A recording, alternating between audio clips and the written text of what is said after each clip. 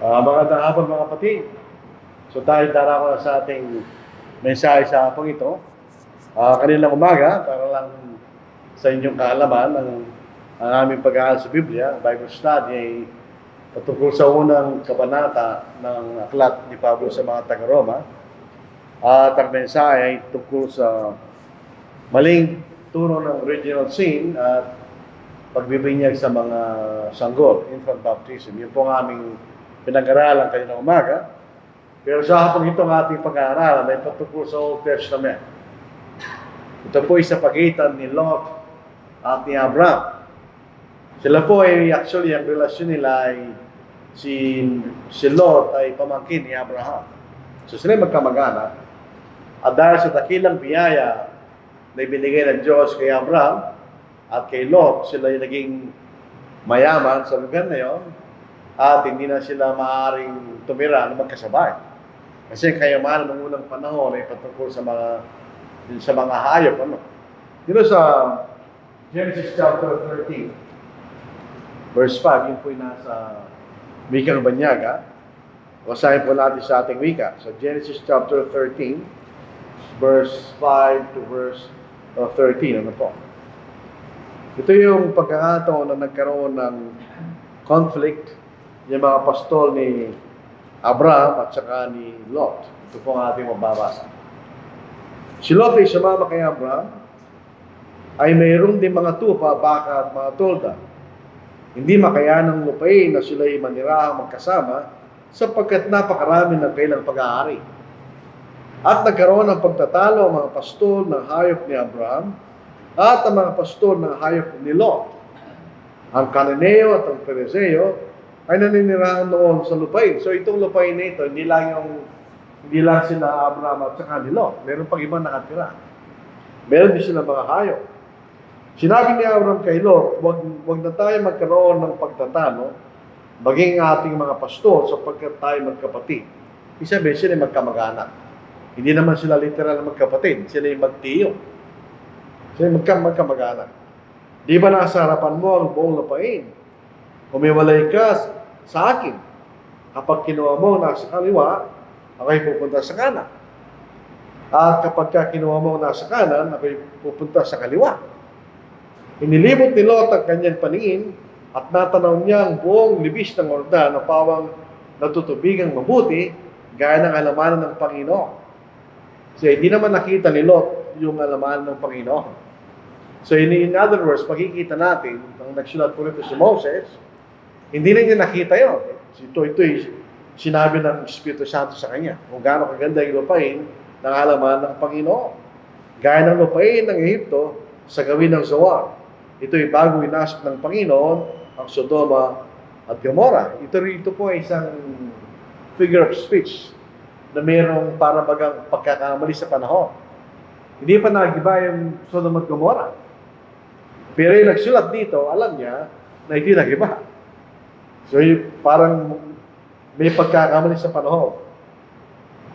Kaya pinili ni Lot para sa kanyang buong lupay, libis na Yordan, at si Lot ay naglakbay sa silangan at sila'y kapwa naghiwalay. Nanira si Abraham sa lupay ng Canaan at si Lot ay nanirahan sa bayan ng libis. At inilipat ang kanyang tolda hanggang sa Sodoma. Ang mga tao sa Sodoma ay napakasama at makasalanan sa harap ng Panginoon. So, yun ang kasaysayan ni Abraham at saka ni Lot. Sila naghiwalay. At pinili ni Lot ang lupain ng nasa sa libis, sa Sodoma at Gomorrah. Kaya sila maraming pag-aari. Kailangan maalala natin ang sinabi ng Panginoon kay Abraham. Sabi niya ng Panginoon kay Abraham sa Genesis chapter 12 verse 2, gagawin kitang isang malaking bansa, ikaw ay aking pagpapalain. Ang pagpapala ng panahon na yon ay mas sa material, ang pagpapala. Although may spiritual na pagpapala ang Diyos, pero ito'y pinakikita niya sa mga material na pagpapala. Gagawin kong dakilaw yung pangalan at ikaw'y magiging isang pagpapala. Pagpapalain ko, magbibigay ng pagpapala sa iyo, at susupain ko ang mga susumpa sa iyo. At sa pamagitan ng lahat ng kasalupa ay pagpapalain kayo. So yung unang dalawang pagpapala ay pisikal na pagpapala. Kaya hindi ka taka-taka na si Abraham at si Lot ay naging maulan at nagkaroon ng maraming pag-aari sa pamagitan ng mga hayop. Yun ang parang panukat ng pagiging mayaman ng panahon na yun, kay maraming mga hayop. So kaya nga nangyari sa Genesis 13, dahil pareho sila pinagpala ng Diyos, hindi na makayanan ng lupain ang pagtara na doon na sa bahay. Dito po sa kasaysayan ito, makikita natin ang pagmamahal ni Abraham kay Lot. Ito yung brotherly love, pero ito yung tinatawag nating agape. Ang iniisip ni Abraham ay hindi yung kanyang kapakanan, kundi yung kapakanan ni Lot. Sapagkat binigyan niya ng pagkakataon na pumili siya. So dito po, basahin natin ulit. Sinabi ni Abraham kay Lot, huwag na tayo magkaroon ng pagtatala, maging ating mga pastor, sapagkat tayo magkapatid o magkamag-anak. Magtiyo sila. Di ba nasa harapan mo ang buong lupain? Tumingin ka kanya. Umiwalay ka sa akin, kapag kinuha mo nasa kaliwa, ako'y pupunta sa kanan, o kapag kinuha mo nasa kanan, ako'y pupunta sa kaliwa kanya. So binigyan niya ng pagkakataon si Lot na pumili sapagkat sila yung magkamag-anak. Tingnan natin. So Genesis 11, ito yung sangang lahi ni Abraham at saka ni Lot. Ito ang mga lahi ni Terah. Naging anak ni Terah sina Abraham, Nahor at Haran. So si Abraham, meron siyang dalawang kapatid, si Nahor at si Haran.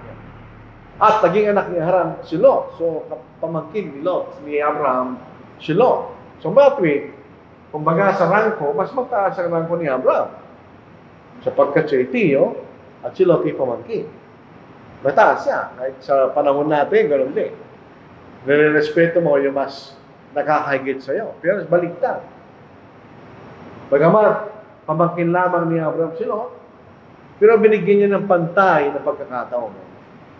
So, pipili ka kaya. Pupunta ka sa kaliwa, pupunta ko sa kanan. Pupunta ka sa kanan, pupunta ko sa kaliwa. Kanya. So, ito isang papuri ng pagmamalasakit na ipinakita ni Abraham kay Lot. Kung ano makakabuti para sa iyo, kanya, yun ang gawin mo. So, yun makita natin na ginawa ni Abraham. So, ito isang halimbawa ng pagmamahal sa isang kapatid. Pero anong pinili ni Lot? So, tinignan ni Lot yung lupain. Siguro, nag-survey siya. Baka ba sinabi nito, tinanaw niya kanya, malamang pinuntahan din niya. Pinilimot ni Lot ang kanyang paningin. At natanaw niya ang buong libis ng Jordan na pawang natutubigang mabuti. So kung mayroong maraming tubig, ito'y mabuti para sa kanyang mga hayop. Gaya ng halamanan ng Panginoon, yung Garden of Eden. Maalala natin sa Garden of Eden, mayroong 4 na source ng tubig. Di ba?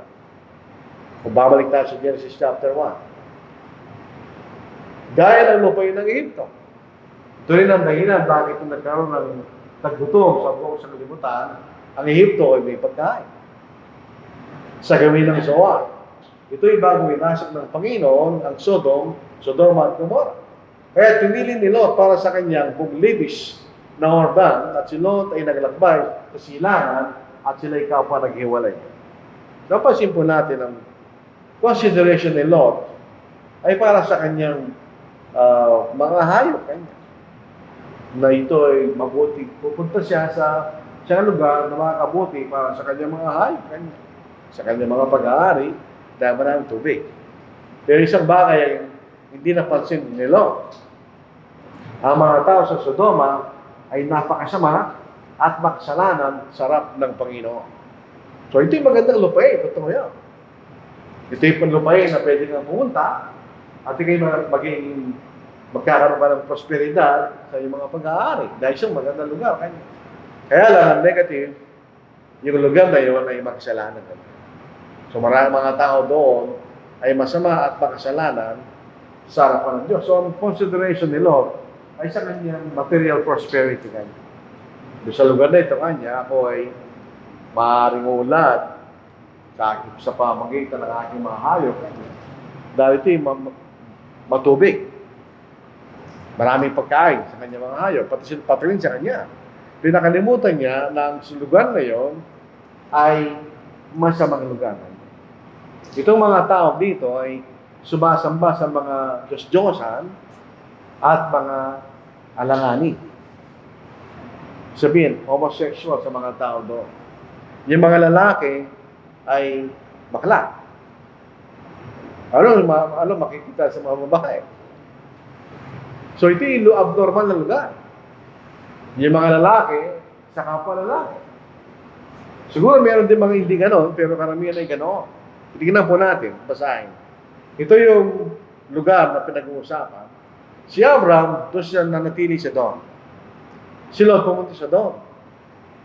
So doon ang isang lugar na matubig. Doon siya pumunta. Sa lugar ng Sodom o Sodoma. Doon pumunta si Lot. Si Abraham nanatili siya kung saan siya naroon. So, si Lot ay naglalakbay, pupunta sa silangan, sa lugar ng Sodom at Gomorrah. Kanya. Pero tingnan natin ang mga tao doon.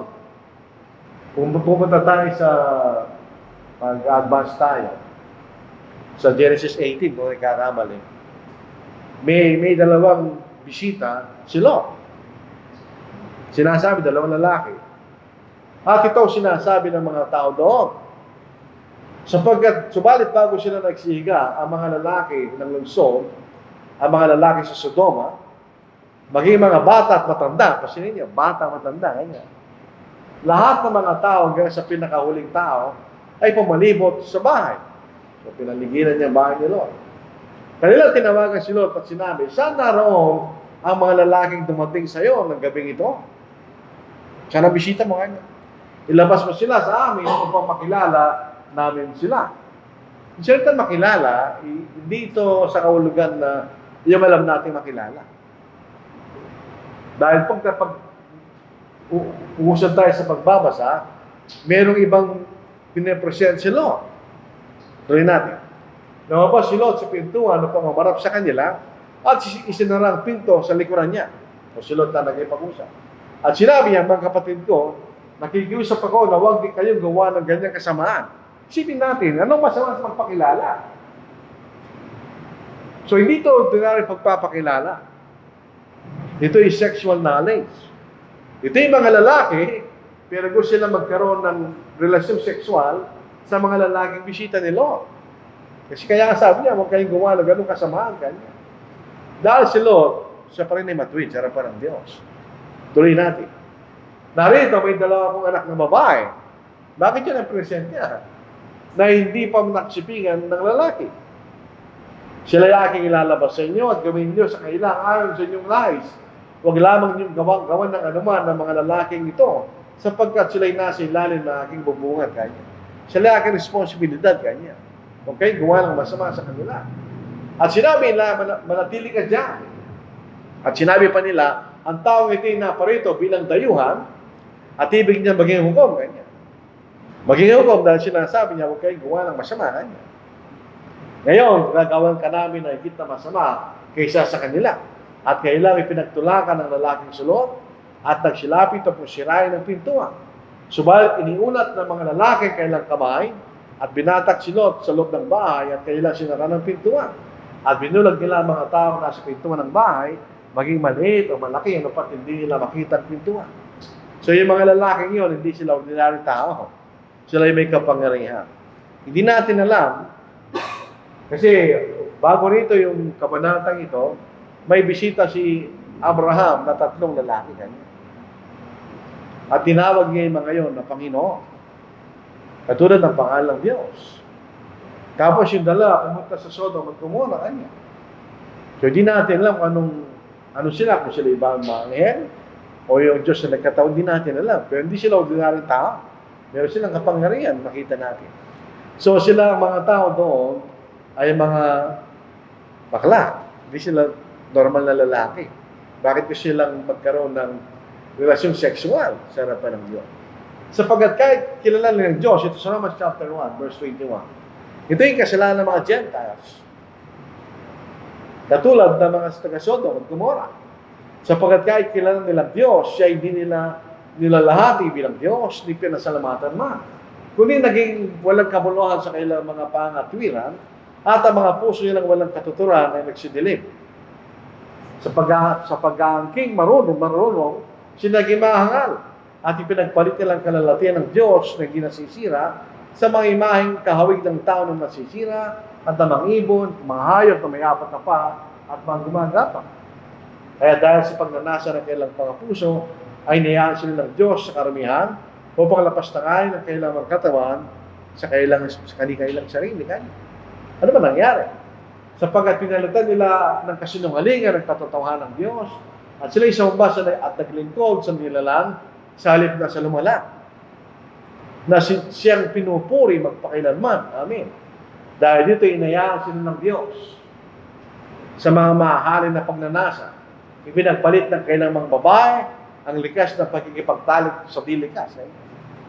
At gayon din naman ng mga lalaki nang iwan ang likas na pagkikipagtalik sa mga babae ay nag-alab sa kailang pagnanasa sa isa't isa. So ito yung original na mga alanganin. Gumagawa ng kahalayaan ng mga lalaki sa mga kapwa lalaki at tumatanggap sa kailang sarili ng kaparusahan ng kailang pagkakamali. Nang iniwan nila ang tunay na katotohanan ng galing sa Diyos, sila nangyari sa kanila. Kasi pag umiwalay tayo sa Diyos, tayo magiging masama. Kanya. Ito yung nangyari sa mga Gentiles. Ganito rin ng mga tao sa Sodom at Gomorrah. Actually, 4 ang lungsod yun, nandoon. Pero ang pinakamalaki ay Sodom at Gomorrah. So, ano nangyari sa pagpipili ni Lot? Siyempre, yan ang kanyang pinili. So, ano naging bunga ng kanyang pagpili kanya? Pinili niya pumunta noon sa lugar na yun. Nang yung mga tao doon ay napakasama at makasalanan sa harapan ng Diyos. Hindi natin alam kung alam ni Lot yun o hindi. Whether alam ni Lot o hindi, yun naging consequence sa kanyang pagpipili. So, siya nakatira sa mga lugar na masasama. At siya matuwid. So, mayroong conflict sa kanyang pagiging matuwid at sa lugar na kanyang tinirhan. Yung ba'y magandang gawin? Makita natin, hindi. Basahin natin. Kung paano pinarusahan niya ng pagkalipo ng mga lungsod ng Sodom at Gomorrah na ginawa niyang abo upang maging halimbawa sa mga namumuhay sa kasamaan. In other words, kapag tayo nagkakasala, nagpapatuloy sa pagkakasala, tayo parusahan ng Diyos, katulad ng Sodom at Gomorrah. At kung paano niligtas niya ang matuwid na si Lot, na lubang na pagabag sa mahalan na pamumuhay ng masasama. So, hindi siya nag-compromise si Lot sa lugar na kanyang pinuntahan. Ang kanyang pinuntahan ay masasamang mga tao, sila makasalanan sa harapan ng Diyos, pero nanatili siyang matuwid. Kaya lang, ang problema noon, nararamdaman niya yung kasamaan ng kanilang lugar.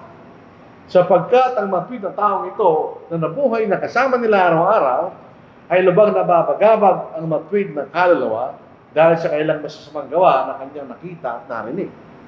Hindi siya actually naging masaya. Nababagabag siya dahil sa kasamaan ng kanyang kapaligiran.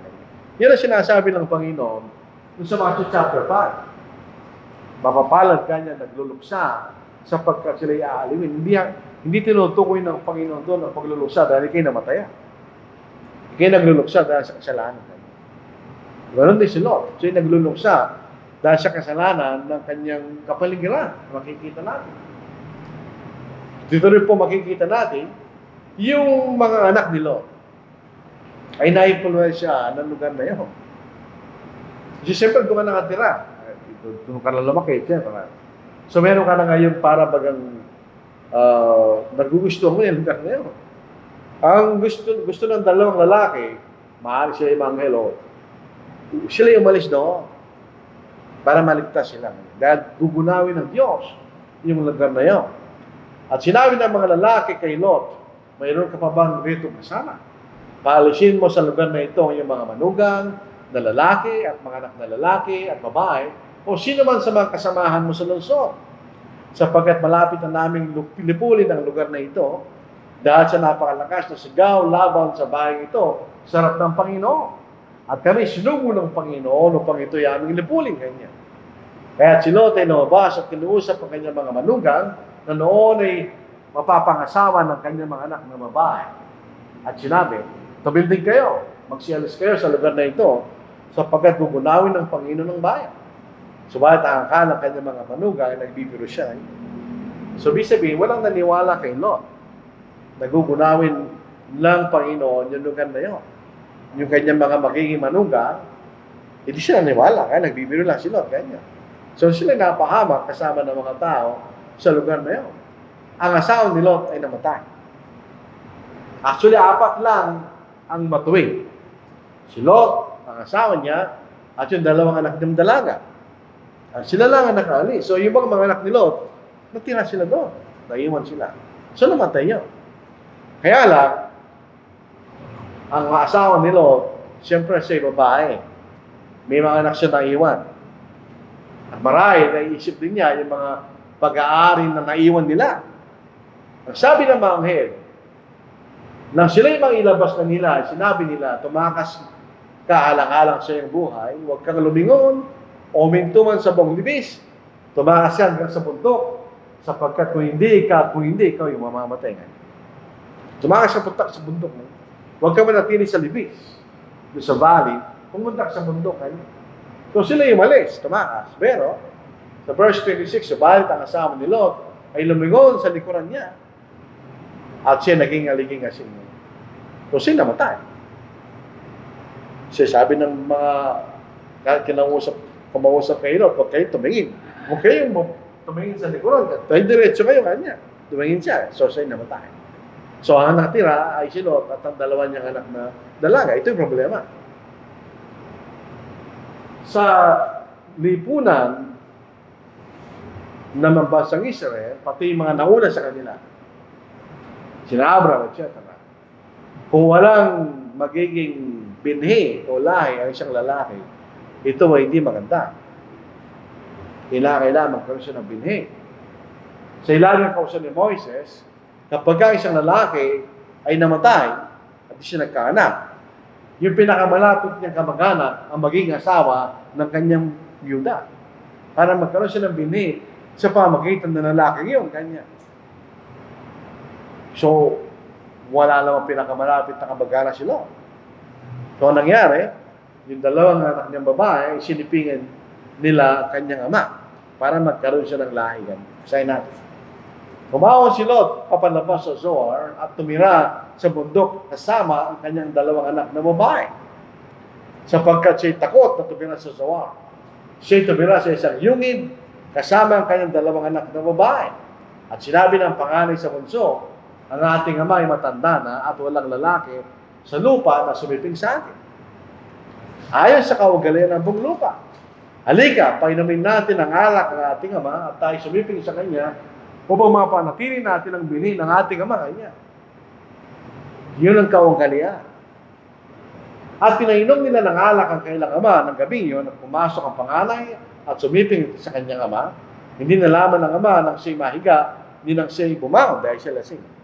Kinabukasan, sinabi ng panganay sa bunso, tignan mo ako'y sumiping kagabi sa aking ama. Painumin din natin sa nangalak sa gabi ito. Pumasok na, sumiping sa kanya upang mapanatili natin ang binhi ng ating ama kanya. So, hindi ito natural na kaugalian. Hindi natin sinispin ang ating mga anak kahit sa panahon na yon. Pero ito yung ginawa nila. Dahil sa walang magiging binhi kailang ama. At pinainom din nila ng alak ang kailang ama ng gabing yun. Tuminding ang bunso at sumiping sa ama. Hindi nalaman ng ama nang siya'y bumahiga, hindi nang siya'y bumangon. Sa ito'y kapwa nagdalang tao ang mga anak ni Lot sa pamamagitan ng kailang ama. Nanganak ang pangalan ng isang lalaki at tinawag sa pangalang Moab na siya naging ama ng mga Moabita hanggang sa araw na ito. At ang bunso'y nanganak din ng isang lalaki, tinawag sa pangalang Benami na siyang naging ama ng mga anak ni Amon hanggang sa araw na ito. So yun ay isang masamang consequence ng nangyari kay Abraham, ay kay Lot. So yung Moab, ito yung lahi na galing doon sa panganay. Yung Amon, yan ang naging lahi sa bunso kanya. So yun ang isang consequence ng pagpipili ni Lot. Ang kanyang paningin, nung siya'y tumingin kanya, ako'y ulad dito kanya. Darami ang aking material na pag-aari, ang aking mahayupan, ay ulad sa lugar na yun. Ironically na wala lahat yun. Nung ginulaw ng Diyos ang lupain na yun, na wala lahat ang kanyang mga pag-aari. Balik po tayo. Nang gabing sila'y mahilabas na nila, sinabi nila, tumakas ka, alang-alang sa iyong buhay, huwag ka lumingon, o uminto man sa buong libis, tumakas yan ka sa bundok, sapagkat kung hindi, ikay mamamatay. At buhat sa langit ay nagpaulan ng Panginoon sa Sodom at Gomora na nasuplit ng poy. Ginunom niya ang mga lungsod na yon, at ang buong libis, ang lahat ng nakatira sa mga lungsod at ang tumutubo sa lupa. Umahon si Lot, papalabas sa Zoar, at tumira sa bundok kasama ng kanyang dalawang anak na babae, sapagkat siya takot na tumira sa Zoar. Siya tumira sa isang yun kasama ang kanyang dalawang anak na babae. So nawala. Yung consideration niya kanya, ako yung unlad, I will prosper kanya, bumaliktad. Nawala lahat yung kanyang material na pag-aari. Yun ay bunga ng kanyang desisyon. So ano matututunan natin sa kasaysayan ni Lot? Kaya mo na isulat ang Old Testament primarily dahil maturuan tayo. Ito sinasabi ni Pablo sa Romans chapter 15 verse 4, di ba? Yung mga bagay na sulat nung una, sabi nito, ay para sa ating ikatututukan. So yung kasaysayan ni Lot, meron tayong matututunan. Sapagkat ang anumang mga bagay na sinulat ng una, ay sinulat upang tayo matuto. Upang sa pamamagitan ng pagtsatsaga at sa pagpapasigla ng mga kasulatan, ay magkaroon tayo ng pag-asa. So yung makikita natin, meron tayong araw matututunan sa kasaysayan ito. We put spiritual face first. Yun ang hindi nakita ni Lot. Nakita ni Lot yung material na kapaginabahan, hindi nakita yung spiritual na negatibong sa kanyang spiritual na kalagayan pag siya pumunta roon. Dito po sa Colossians 3, kung kayo mga muling binuhay na kasama ni Kristo, ay hanapin ninyo ang mga bagay na nasa itaas, na kinaroonan ni Kristo na nakaupo sa kanan ng Diyos. Ituunin ninyo ang inyong pag-iisip sa mga bagay na nasa itaas, hindi sa mga bagay na nasa ibabaw ng lupa. Hindi mahalaga ang mga bagay sa lupa. Habang nakatira tayo rito, mahalaga, siyempre. Ha? Pero hindi yan ang mas mahalaga kanya. Mas malaki ito ng mga bagay. Sapagkat kayo namatay, nahatang inyong buhay, natatay kasama ni Kristo sa Diyos. Kapag si Kristo ng inyong buhay ay mahayag nga rin kayo na kasama niya sa kalalatian. Nasa ating Panginoon, ating buhay na walang ganyan. So kung tayo magtsatsaga sa katapatan sa Diyos, pagdating ng Panginoon, makakamtan natin ating buhay na walang ganyan. Pero sabi rito, ang ating mga kaisipan ay nakatingin sa mga bagay sa itaas. Ito yung mga spiritual na bagay. Hindi tayo dapat tumingin sa likod. Huwag na natin tingnan ang ating pinanggalingan.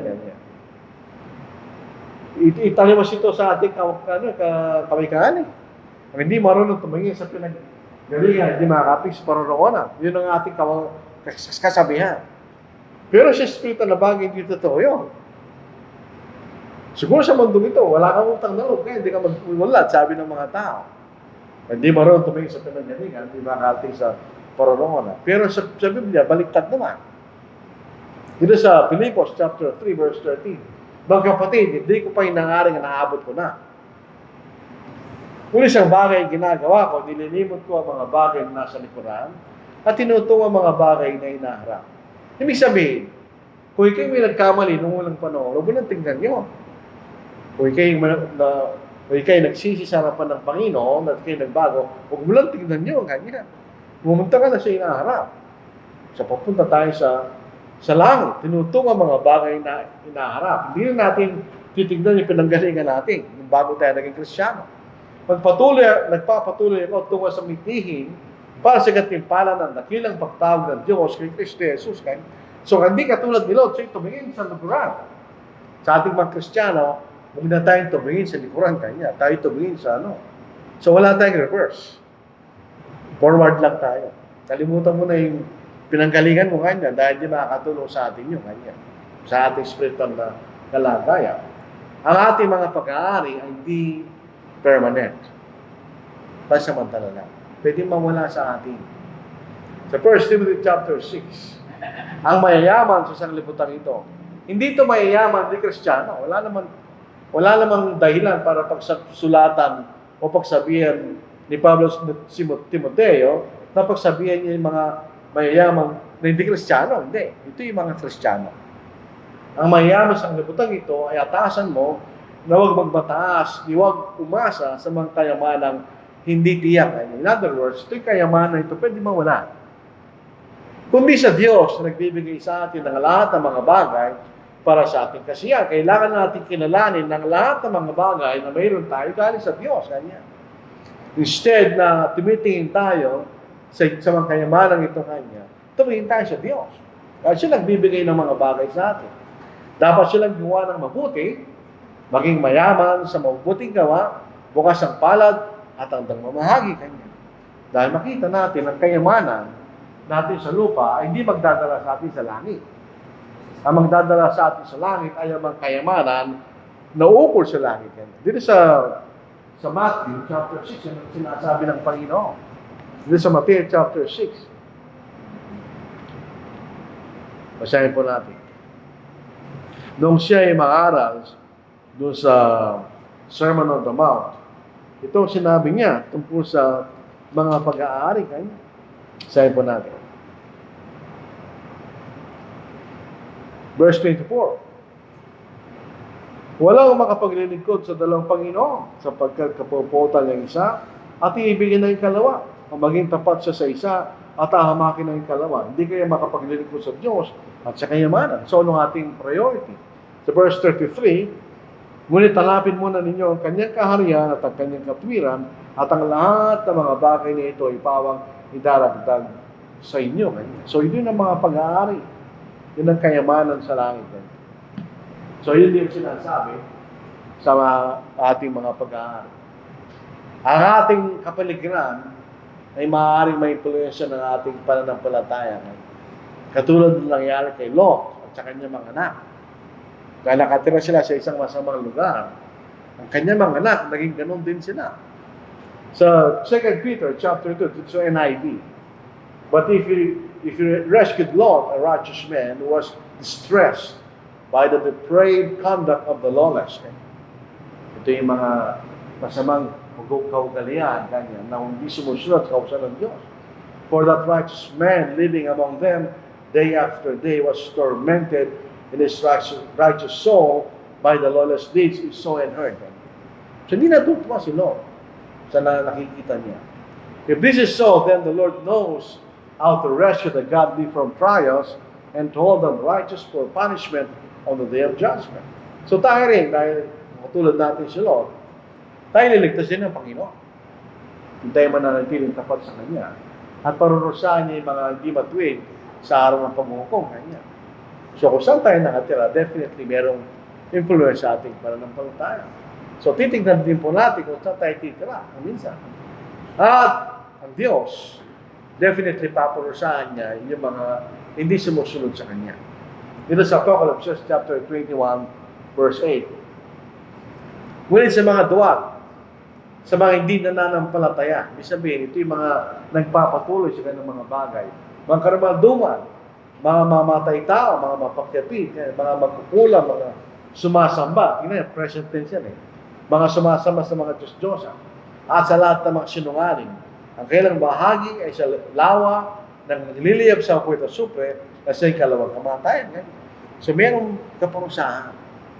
Hindi ibig sabihin na ang kanilang kasamaan ay walang hanggan at wala silang pagbabayaran sa mga bagay na ginagawa nila na talo sa kalooban ng Diyos. Mayroong araw ng paghuhukom kanya at araw ng kaparusahan sa mga gumagawa ng kasamaan.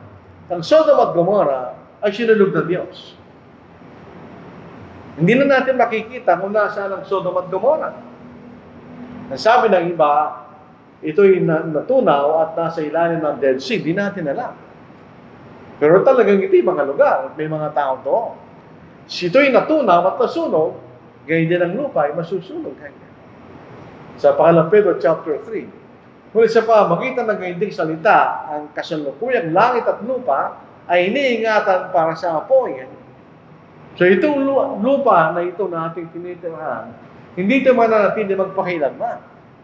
Ito yung nakalaan para sunugin ng Diyos kanya. Na inilaan sa araw ng paghukom at sa paglipo sa masasamang tao. Ngunit darating araw ng Panginoon na gaya ng isang magnanakaw, so hindi natin alam, at ang kalangitan ay maglalaho kasabay ng malakas na ingay, at ang mga sangkap ay matutupok sa apoy, at ang lupa at ang mga naroon ay masusunog. So yung sinasabi ng mga saksi ni Jehovah, na sila'y manatili magpakialaman sa lupa, hindi totoo yun. Pagdating ng Panginoon, sa araw din natin nalalaman, matutupok ang langit at lupa na nilalang ng Diyos. Hindi tayo dito titira. Tayo titira sa isang panibagong langit at lupa, yun ay sa langit yan, kasama ng Diyos. At ang mga hindi maliligtas ay pupunta sa impyerno, sila masusunog, katulad ng Sodom at Gomorrah. So hindi permanente ang lupang ito. At ang Diyos, ipagpapalain niya, yaw nagtitiwala sa Kanya. So there's blessing. Pag tayo sumusunod sa Diyos, mayroong pagpapalayo. Tingnan po natin, pumilig tayo nung sa unang panahon. Sinabi ng Panginoon kay Abraham, pagkatapos na may walay si Lot sa kanya, itaas mo ngayon ang iyong paningin at tumanaw ka mula sa dakong iyong kinalalagyan. Sa dakong hilaga, timog, silangan at kanluran, sapagkat ang buong lupain na tatanaw mo, ibibigay ko sa iyo. Asa'y winhi magpakailanman. Bakit? Sapagkat si Abraham ay nanatiling tapat. Gagawin kong parang alabok ng lupa ang iyong binhi. Hindi man natin mabibilang ang alabok sa lupa. So ito po isang hyperbole. Ibig sabihin, magiging marami ang iyong binhi kayo. At kung mabibilang na sino man ang alabok ng lupa, ang iyong binhi ay mabibilang din. Na magiging marami kanyang binhi. Tumindig ka. Nakarim ang lupain at ang kanyang haba at luwang sapagkat ibibigay ito sa iyo. So ito'y material ng pagpapala ng Diyos kay Abraham. Yung sa atin ay spiritual na pagpapala. At ito'y sa langit. Sa pangalawang Pedro, sa ulang Pedro, kung hindi ko nagkakamali, chapter 1. Ang ating, meron tayong mamanahin. Meron tayong mamanahin at ang mamanahin natin ay nasa langit kanya. Yun ang buhay na walang sa langit. Basahin po natin. Sa verse 3 ng 1 Peter chapter 1. Purihin ng Diyos at Ama ng ating Panginoon Kristo sa pamagitan ng kanyang malaking kahabagan na muli tayong ipinanganak sa isang buhay na pag-asa sa pamagitan ng muling pagkabuhay ni Kristo mula sa mga patay. Tungo sa isang manang hindi nasisira, walang dungis at hindi kumukupas na inilan sa langit para sa inyo kanya. So si Abraham ay nagkaroon ng material na pagpapala. Tayo magkakaroon ng spiritual na pagpapala kanya sa langit pagdating ng ating Panginoon. Hindi tayo maaari magtiwala lamang sa ating karunungan. Tayo binigyan ng karunungan ng Diyos. At titingnan natin sa mga nagawa na ng tao, sa buong kasaysayan ng tao, kamangha-manghang karunungan ng tao. Sa mga bagay na kanyang ginawa, kamangha-mangha. Tingnan, mayroon pa sasakyan. Tingnan mo yung makina niya. Sinong gumawa, no? Kamangha-mangha. Pero kahit ganoon, hindi pa rin tayo maaari magtiwala sa ating karunungan lamang. Kailangan tayo magtiwala sa Diyos. Sa ito po, sa Kamikahan, chapter 16, verse 25, mayroong daan na tila matuwid sa isang tao, ngunit mga daang tungo sa kamatayan, ang dulo nito ngayon. At sa awit, chapter 119, 105, ilawan sa aking mga pang salita mo, at liwanag sa landas ko. So ito kasi isahin ni Lord, ay marami may tutulong sa atin. Na tayo ito'y maging makakatulong sa atin para tayo magtiwala sa Diyos at tayo maging tapat sa Kanyang kalooban. Dahil in the end, iiwala natin sa liputan ito, tayo mamamatay at maghihintay tayo sa pagdating ng ating Panginoon. Saan tayo pupunta? Kung tayo magiging tapat katulad ni Abraham, ay pagpapalain tayo ng Diyos. At kung hindi tayo magiging tapat, katulad ng mga tao sa Sodom at Gomorrah, tayo parurusahan ng Diyos.